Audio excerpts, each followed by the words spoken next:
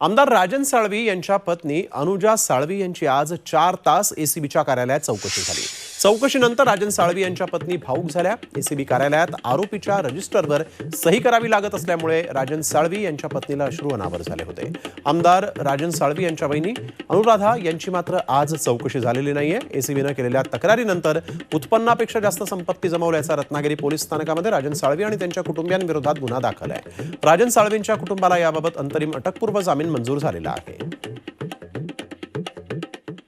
मला माझ्या व्यवसायाबद्दल माहिती विचारली, ती सगळी माहिती मी त्यांना पूर्ण केली। पण आज ह्या गोष्टीचं वाईट वाटलं की आम्हाला आरोपीच्या रजिस्टरमध्ये सही करावी लागली।